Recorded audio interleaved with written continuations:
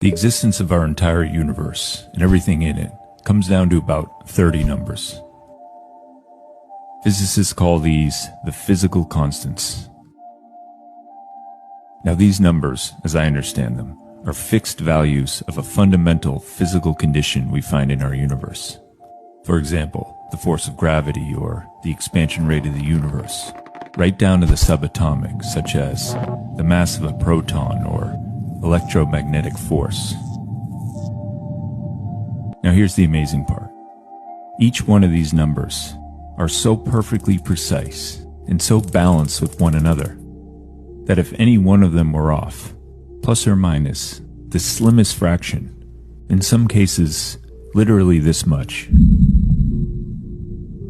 there would be no life and no universe as we know it. For example, if the gravitational constant were just a hair bigger or smaller, the stars of the early universe would be too hot or too cool to produce any life-essential elements. If the electromagnetic force were just a hair stronger or weaker, atoms couldn't form into molecules, and the entire universe would be a giant cloud of subatomic particles. If the mass of a tiny little proton was just a tiny bit bigger, there'd be no hydrogen, which means no hydrogen stars, which means no carbon and oxygen made in those stars, which basically means no water and no biology. So it appears, to most physicists, not to all, that since the very beginning, the entire universe has been perfectly tuned for one thing.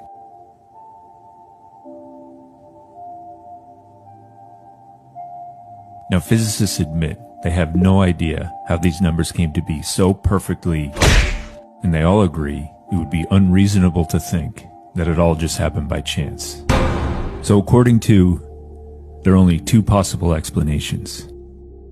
Either these numbers were set by a super intellect, or they occurred naturally in one universe amidst trillions upon trillions upon trillions upon trillions of other universes that we could never possibly know exist.